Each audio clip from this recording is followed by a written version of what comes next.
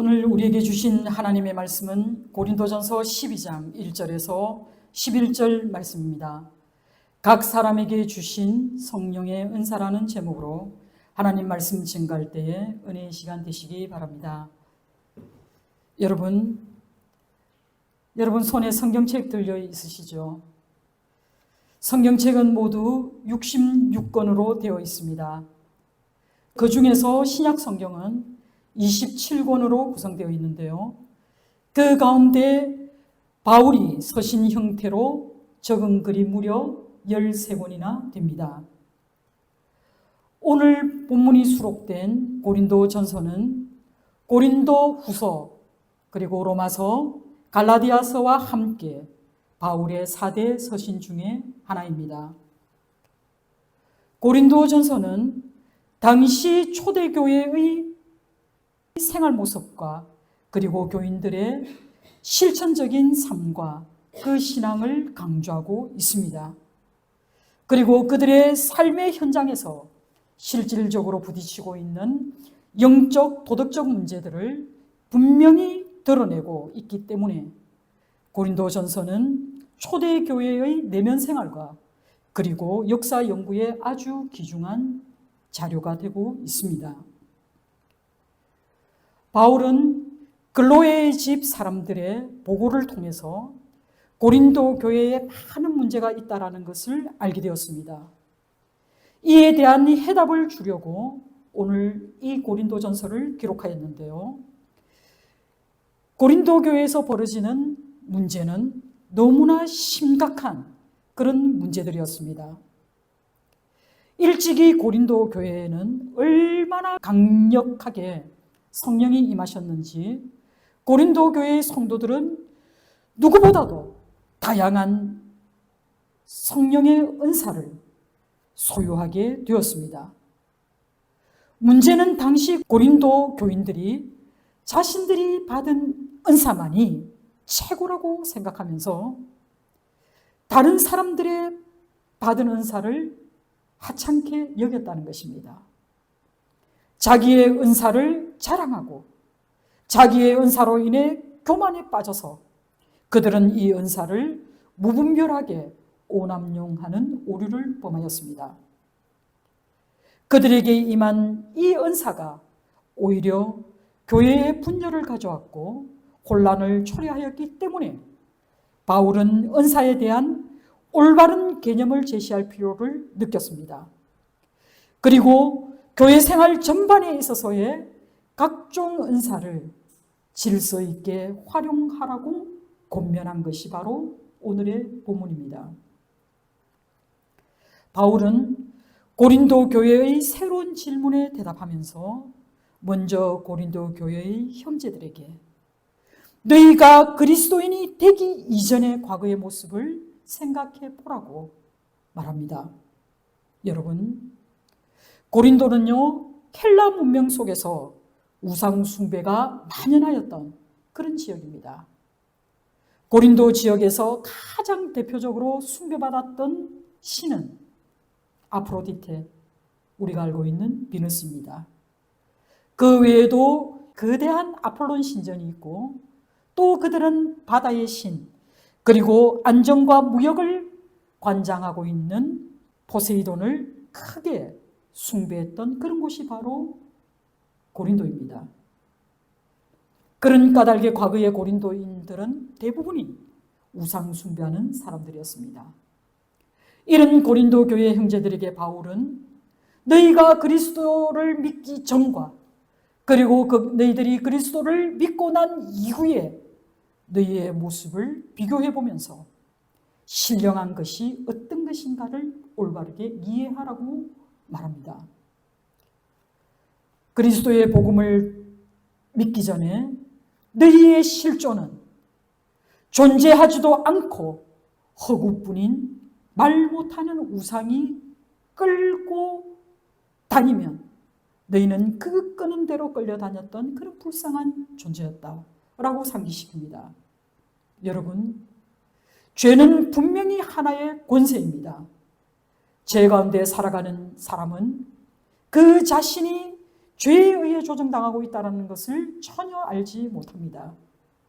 그렇기 때문에 죄인 된 인간은 어쩔 수 없이 죄의 종로로 탈 수밖에 없고, 또 제가 끌고 가는 것을 스스로가 인식하게 될 때에는 오히려 두려움과 공포에 쌓여서 그들이 우상을 만들어냅니다.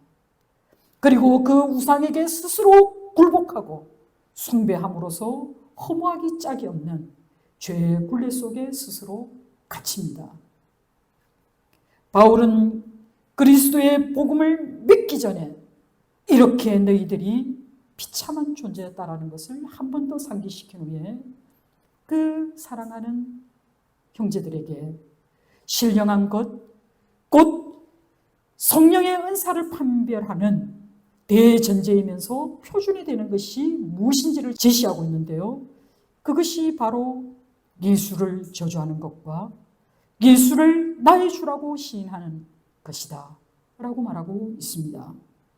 여러분, 예수를 저주할 자라는 헬라어는요, 아나데마 예수입니다. 예수스입니다. 아나데마 예수스. 예수를 주라고 시인하는 것, 이것을 헬라어로는 뭐라고 얘기합니까? 큐리오스 예수스입니다. 무엇이 다를까요? 당시의 사람들이 예수를 어떻게 이해하였는가에 대한 아주 극명한 대립이 바로 오늘의 이 말입니다. 아나데마라는 말은요, 이 말의 원래의 뜻은 신에게 바쳐진 것이라는 뜻입니다. 무엇인가가 신에게 바쳐졌다는 이 말은 죽음과 멸망을 뜻하기 때문에 당시에 이 용어는 저주받은 것에 대한 그런 말로 사용되었습니다. 특히 유대인들에게 예수, 그는 십자가에 못 박혀 죽었기 때문에 유대인들의 저주의 말은 뭡니까? 유대인들이 생각하는 저주는 무엇입니까? 나무에 매달린 자는 하나님께 저주를 받았다라는 그런 것입니다. 유대인들이 이해하는 예수, 그는 바로 십자가에 못 박혀 죽었기 때문에 그런 의미에서 이 말은 바로 예수를 모욕하는 그런 말로 사용되었습니다. 그러나 그리스도인들은 어떻습니까? 예수는 구약 때부터 살아계신 여호와 하나님이시며 구세주라는 그런 의미에서 그들은 큐리오스라고 불렀습니다. 큐리오스 예수스는 예수 그는 주시다 라는 자기 고백으로 그들은 이 말을 사용하였습니다. 또한 우리는 예수를 저주하는 자라는 표현에서의 예수를 대적하는 무리와, 그리고 예수는 그리스도라는 말을 사용하지 않고 예수는 주라고 표현하는 그냥 예수 이름 그 자체를 부르는 무리와의 차이를 우리는 이해해야 할 필요가 있습니다. 이 둘은 의도적으로 그 이름 자체가 신앙의 대상인 그리스도로 표현되어지지 않고 지극히 개인적이면서 역사적인 인물을 나타내는 예수라는 이름을 사용하고 있다는 사실입니다. 각자가 예수라는 이름을 사용하고 있으나 그들이 의도하는 바는 분명히 다릅니다. 예수를 저주할 자, 즉 예수를 대적하는 무리들은 예수는 하나님의 아들이신 그리스도가 아니라는 의도를 가지고 그냥 예수라는 이름만을 사용하였습니다. 그러나 예수를 주라고 고백하는 그리스도인은 예수의 인성을 거부하는 자들에게 그는 저 팔레스타인 그 골고다 언덕에서 실제로 십자가에 못 박혔던 예수, 그러나 사흘 만에 부활하셨고 40일 동안 제자들과 많은 사람들에게 부활한 모습으로 함께 계시다가 승천하신 그 예수, 역사적 실존 인물임을 강조하기 위해서 그들 역시 예수 그 이름을 사용하였다는 것을 기억하시기 바랍니다. 여러분, 성령의 감동이 없이는 들어도 들리지 않습니다. 역사적 현장을 목격하고도 그가 누구인지 알아내지 못합니다. 성령으로 아니하고는 그 누구도 예수를 주라고 시인할 수 없습니다. 지금 이 시간 여러분이 예수, 그는 나의 주, 나의 그리스도임을 믿고 고백하고 있다면 그것이 바로 여러분이 하나님의 은혜로 성령을 선물로 받았다는 증거입니다. 그렇다면 이토록 신령한 것, 곧 성령의 은사가 각 사람에게 부어진 목적이 무엇일까요? 바울은 이제 우리에게 성령의 은사의 기용과 다양성, 그리고 영적 일치에 대한 올바른 이해를 통해서 교회가 하나 되기를 원하는 말씀을 우리에게 전해주고 있습니다. 바울은 먼저 본문 4절에서 6절에 은사는 여러 가지나 성령은 같고 직분은 여러 가지나 주는 같으며 또 사역은 여러 가지나 모든 것을 모든 사람 가운데 이루시는 하나님은 같으니 라고 말씀합니다. 여러분, 은사와 직분과 사역이라는 이 신령한 것들은 모두 다 같은 삼위의 하나님으로부터 비롯되었다는 것을 잊지 마시기 바랍니다. 하나님께서 우리에게 많은 선물을 주셨지만 특히 성령을 통해 주신 이 선물이야말로 이 선물이 바로 은사입니다. 여러분, 은사는요 원래 공도 없이 받는 호의를 뜻합니다. 신약 성경에서 이 은사는 은총의 선물, 곧 값없이 주시는 선물로서의 능력입니다. 이 은사는 성령으로부터 나와 각 성도들에게 나누어 주었다라고 우리에게 말씀하고 있습니다. 그러면 직분은 무엇일까요? 직분은 섬기는 자, 그 직무를 수행하는 자를 지칭하는 말입니다. 교회 내에서 각 사람이 부여받은 그 은혜와 능력대로 감당하는 모든 위치가 바로 직분입니다. 저는 지금 목사로서의 직분을 가지고 있습니다. 또 어떤 분은 찬양하는 자로서의 직분을 가지고 있습니다. 또 어떤 분은 봉사자로서 아름답게 세워진 분이 계십니다. 교회에는 많은 직분을 가진 사람들이 서로 유기적으로 함께 모여 있습니다. 교회 내에서 여러분의 직분은 어떻습니까?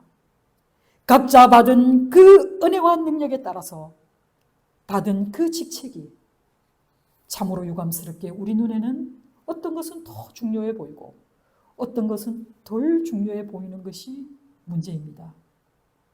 여러분, 교회 내에서 위치의 차이는 문제가 되어서는 절대 안 됩니다.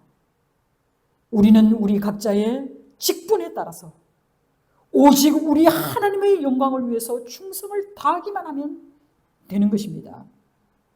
아무리 큰 은사를 소유한 사람일지라도 그것이 성령으로부터 말미암은 것인 것을 깨닫지 못하거나 혹은 그 은사가 처음부터 나의 것인 양 착각하고 우쭐대는 사람이 있다면 참으로 낭패입니다.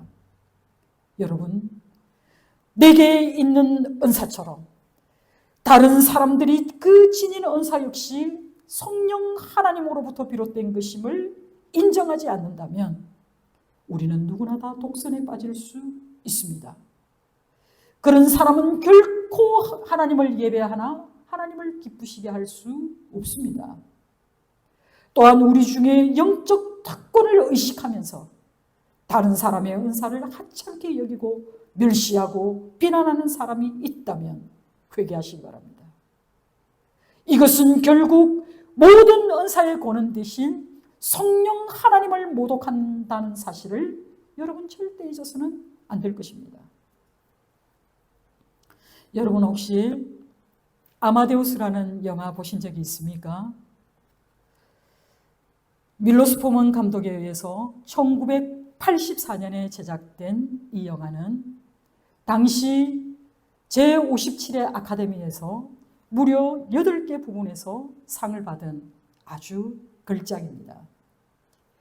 이 영화는 모차르트가 사망한 1790년대부터 그 지역사회에 만연했던 그 모차르트의 죽음을 둘러싼 소문을 토대로 쓰여진 피터 셰프라는 사람의 희곡을 영화화한 것입니다. 이 영화에서 제가 가장 인상 깊게 본 장면을 오늘 여러분에게 소개해드리고 싶습니다. 1823년 눈보라가 몰아치는 밤입니다. 자살을 시도하다가 실패하여 정신병원에 수감된 노인이 그를 찾아온 신부에게 자기의 죄를 고백하는 장면입니다.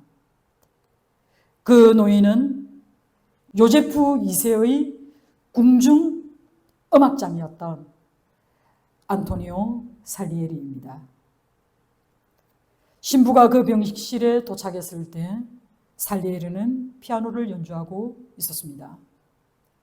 살리에리는 신부가 자기를 알아보지 못하자 그는 자기가 작곡한 곡을 들려줍니다. 하지만 신부는 그 곡들의 작곡자는커녕 그가 연주하는 곡조차 알아보지 못합니다. 그때 살리에리는 마지막으로 어떤 한 곡을 연주합니다. 어찌된 일인지 몇 소절도 연주하기도 전에 그 신부는 흥분하여서 그 멜로디를 따라 부릅니다. 그러며 단방에 얘기합니다. 이것은 내가 무척 좋아하는 곡입니다. 이 곡을 작곡하신 분이 바로 당신이십니까? 몰라봬서 죄송합니다. 라고 말합니다. 하지만 그 곡은 살리에리의 곡이 아니었습니다. 모차르트의 곡이었습니다. 그는 음산하고 씁쓸한 웃음을 지으며 내가 작곡한 곡이 아니다 라고 말합니다. 그리고 살리에리는 계속해서 신부에게 말합니다. 내가 오직 원한 것은 하나님만을 찬미하는 것이었습니다. 나는 오직 하나님만을 기쁘시게 하는 그 음악을 연주하고 싶었습니다. 하나님은 내게 열망을 주셨습니다. 그렇지만 나를 벙어리로 만들었습니다. 어째서요? 제발 내게 말해보세요. 라고 말합니다. 하나님이 내게 음악으로 찬미할 것을 원하지 않으셨다면 왜 내 마음속에 이 열망만을 심어두셨습니까? 그러면서 왜 내게는 재능을 주시지 않으셨나 이 말입니다. 라고 그는 절규합니다. 영화 말미에 이어지는 그의 음산한 목소리가 극장을 가득 메웁니다. 난 세상의 모든 평범한 사람들을 대변한다오. 나는 그들의 대변자지. 나는 그들의 수도승이야. 내가 세상의 모든 평범한 사람들을 용서하노라. 내가 너를 용서하노라. 는 이 말이 메아리처럼 극장 구석구석 끝까지 울려 퍼집니다.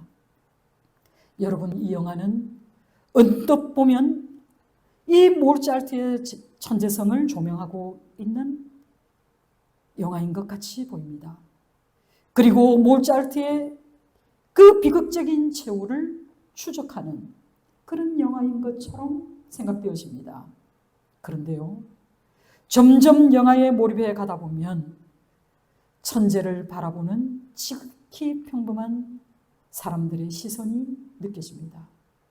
그리고 그들이 얼마나 살리에리에게 공감하고 있는지 또한 깨닫게 됩니다.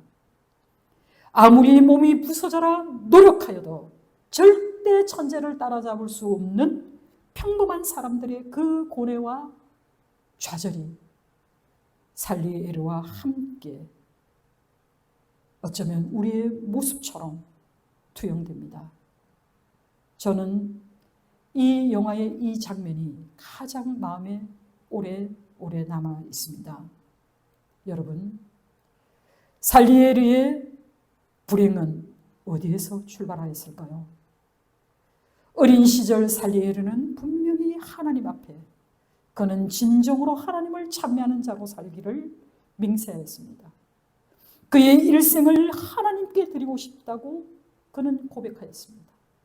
진정으로 그는 열심히 그 곡들을 작곡하고 연주하는 일에 몰두하였습니다. 그런데요, 그가 사회적 지위가 높아지고 명성을 얻게 되었을 때 그는 과연 하나님의 영광만을 찬양하는 사람이길 원했을까요? 그렇지 않습니다. 그는 자신의 명예를 위협하게 될 천재가 출현하였을 때 동요하기 시작했습니다. 그는 하나님만을 바라보고자 했던 그 시선을 그 어린 모차르트에게 고정하였습니다. 그의 열망은 욕망으로 바뀌고 그의 생각은 온통 시기와 질투로 가득했습니다. 결코 제어되지 않는 자신의 욕망이 모차르트뿐만 아니라 자신을 파멸로 몰고 간 그 인물이 바로 살리에르입니다. 여러분, 하나님에 대한 열망이 자신의 욕망으로 변질되는 순간 그가 공들여 쌓아왔던 모든 것들이 일순간에 무너졌습니다. 비교할 것이 아니라 자기 자신에게 주어진 그 은사대로 하나님을 찬미하고자 했다면, 그리고 그 마음 그대로 살았다면 그는 죄책감과 두려움과 공포에 질식할 것만 같은 그런 인생을 살지 않았을 것입니다. 여러분, 우리에게는 어떤 은사가 주어졌습니까? 여러분은 그 은사를 어떻게 사용하고 계십니까? 이 영화가 비단 살리에르의 문제일까요?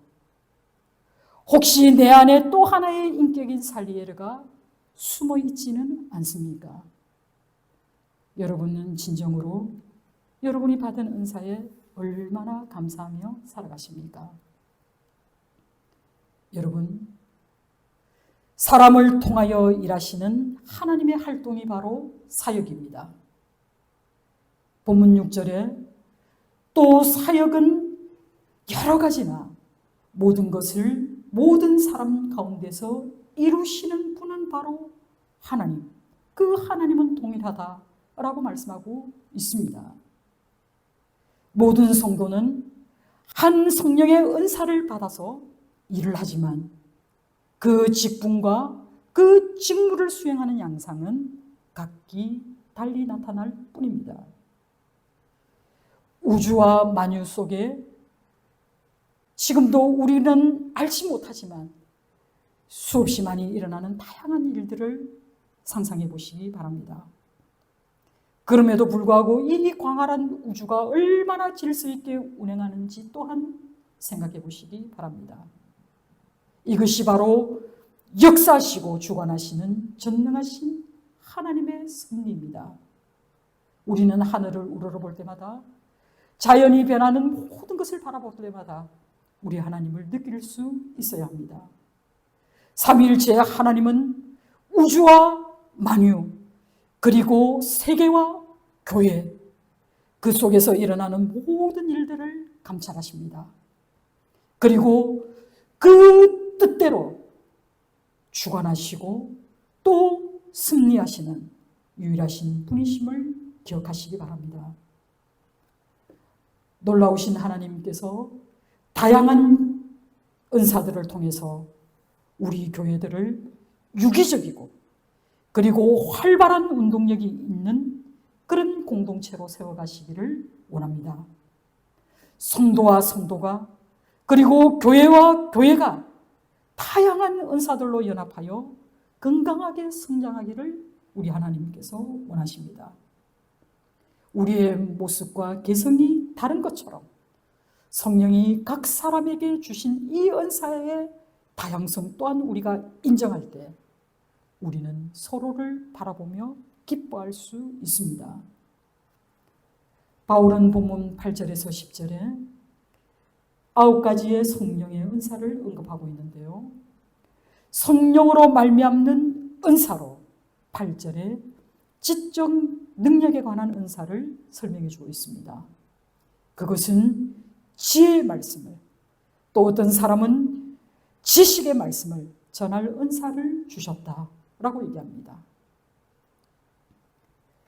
그리고 9절과 10절 상반절에는 같은 성령으로 특별한 신앙의 힘에 의한 은사를 5가지 소개하고 있는데요.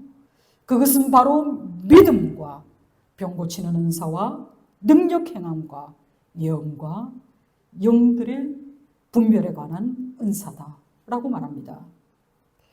여러분, 그렇다면 여기서 말하는 믿음은 무엇일까요? 이것은 일반적인 의미에서의 믿음이라기보다는 구원의 믿음 위에 있는 그 은사로서 놀라운 능력과 이적을 일으키는 믿음을 말합니다. 그리고 능력 행함의 은사는 무엇일까요? 이것은 병 고치는 은사 이외에 이적을 행하는 능력을 말합니다. 예를 들어서 사도행전 5장에 보면 아나니아와 삽비라가 베드로 앞에서 급사하는 사건이 일어납니다. 그리고 바울이 박수 엘루마를 눈물게 한 사건이 사도행전 13장에 기록되어 있습니다. 그리고 사도행전 16장에 빌립보에서 바울이 귀신 들린 점치는 여종에게서 귀신을 쫓아낸 사건 등이 바로 이것입니다. 이것의 공통점은 질병을 고친 것이 아니고 특수한 능력을 통해서 이 일을 행했다는 것입니다. 마귀, 곧 그 추종 세력과 대적하는 그 세력에 대항하는 그 능력이 바로 능력 행함입니다. 바울은 특히 예언의 은사를 아주 중요하고 그리고 또 고귀한 은사로 여겼습니다. 여러분, 예언이라고 하는 것은 앞날에 대하여 하나님께서 내게 맡기신 그 말씀을 내가 미리 공포하는 것이 바로 예언입니다. 신약 성경에서는 이런 것 외에도 성령의 인도하심을 따라서 하나님의 뜻을 가르치고 강론하는 모든 것이 바로 여기에 포함되어 있습니다. 왜냐하면 신약 시대에는 계시가 이미 완성되었기 때문에 그렇습니다. 제가 주목하는 은사는 바로 영들 분별함을 주목하고 있습니다. 영의 활동이 성령으로부터 온 것인지 사단으로부터 온 것인지 판별하는 이 능력이 오늘 우리 성도와 교회에 너무나 절실합니다. 바울이 활동했던 그 시절이나 오늘날에도 교회에는 하나님으로부터 오지 않은 거짓 말씀을 전가하는 사람들이 득실거리고 있을 뿐만 아니라 거짓되고 사악한 영들이 언제나 교회와 성도들을 유혹하고 방해하고 무너뜨리려고 호시탐탐 기회를 노리고 있습니다. 그렇기 때문에 교회는 말씀을 가리키는 자가 하나님께 속하여 있는지 여부를 시험할 필요가 있습니다. 이를 위해 주신 그 은사가 바로 영분별의 은사입니다. 그리고 10절 하반절에 각종 방언을 말하고 방언을 통역하는 등의 다양한 은사를 각 사람에게 나누어 주셨다라고 말씀합니다. 여러분, 다양한 은사들이 제각기 다른 목적을 가지고 있는 것이 아닙니다. 또한 각자 받은 은사를 가지고 자신의 명예나 허영을 채운다면 그리고 각자 다른 은사들을 서로 비교하고 다툰다면 그 은사는 우리에게 오히려 해가 됩니다. 성령 하나님께서 각 사람에게 성령을 나타내신 이유는 도대체 무엇일까요? 그것은 바로 오직 하나의 공동된 목적인 모든 은사의 권원이신 하나님의 뜻을 성취하는 일에 교회 공동체의 모든 인원들이 이 은사를 사용하라는 뜻입니다. 하나님 나라의 확장을 위해서, 또 하나님 나라의 복음을 위해서 성령 안에서 성령께서 주신 그 은사대로 합력하여 선을 이루라고 우리에게 주신 것이 바로 성령의 은사입니다. 사랑하는 성도 여러분, 성령의 은사는 사람의 뜻에 의해서 이루어진 것이 아니라는 것을 우리는 비로소 알게 됩니다. 이것은 하나님의 뜻에 의해서 주어진 것입니다. 성령의 은사가 커 보이기도 하고 또 성령의 은사가 작아 보이기도 하지만 성령의 은사는 우리 모두에게 동일합니다. 마치 집을 떠나는 주인이 각자의 종들에게 5달란트, 2달란트, 1달란트를 나누어 주신 것처럼 우리에게 주신 이 모든 은사는 동일합니다. 그리고 이 은사를 주신 이유는 바로 이 은사를 통해서 그리스도의 몸된 교회가 반듯하게 세워지는 도구로 이 은사를 사용하고, 그리고 교회의 유익과 덕을 세우기 위해 이 은사를 우리에게 주셨다는 것을 결코 잊지 마시기 바랍니다. 성령이 우리 가운데 운행할 때 이 성령은 하나 되게 하시는 유기체입니다. 그리고 성령의 이 활동을 통해서 우리는 통일되고 그리고 또 일치와 연합을 경험하게 될 줄 믿습니다. 바울이 언급한 이 성령의 은사들은 바로 한 분 하나님, 그리고 성령을 통해서 일하시는 그 하나님이 주신 것입니다. 성령의 뜻대로 우리 각자 한 사람 한 사람 나누어 주신 이것을 재차 강조하고 있습니다. 여러분, 거듭난 사람은 다시 한 번 더 말씀드리지만 누구나 다 성령의 은사를 소유한 사람들입니다. 저는 은사가 없는 것 같은데요.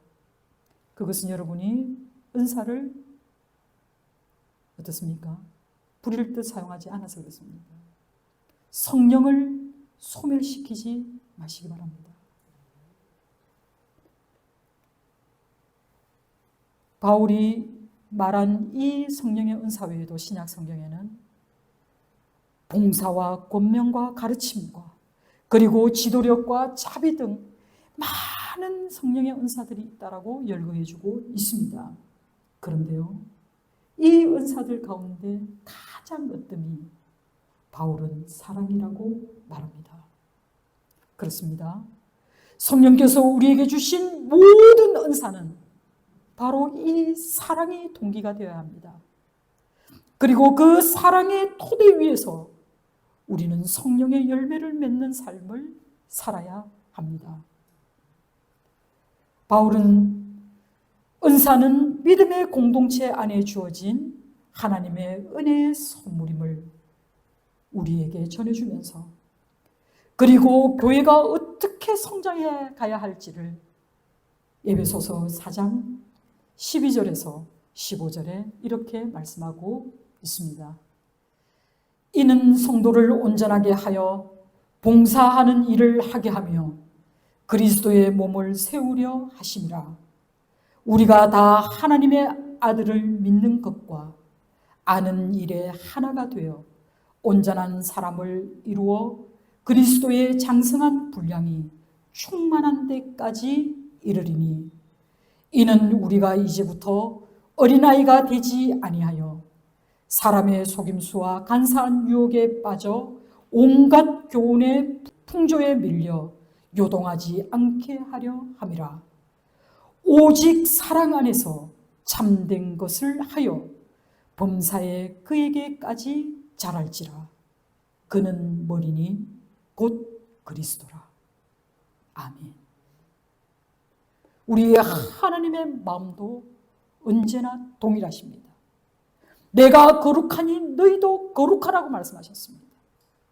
바울도 지금 우리에게 말합니다. 너희가 자라는데 그리스도까지, 그에게까지 자라라고 권면하고 있습니다. 여러분, 바로 이 말씀이 성령의 은사를 받은 우리 교회가 실천하며 나아가야 할 방향이라고 저는 굳건히 믿습니다. 순전한 교회의 담임 목사로서 저는 우리 교회가 이런 교회 되기를 간절히 소망합니다. 서로 함께하는 다른 사람들의 행복을 위해서, 그리고 그들의 믿음을, 나의 믿음을 그리스도의 장성한 분량까지, 그 충만한 데까지 이룰 수 있도록 우리가 우리의 은사를 사용하기 원하는 것이 바로 또한 저의 마음이기도 합니다. 사랑하는 성도 여러분, 우리의 눈앞에 보이지는 않지만 오늘도 하나님은 우리를 위해 일하십니다. 그 동일하신 하나님, 우리의 말씀 가운데 임하시는 하나님, 그 하나님이 오늘도 우리에게 말씀합니다. 그리스도의 그 장성한 분량까지 너희도 자라라. 기도하겠습니다.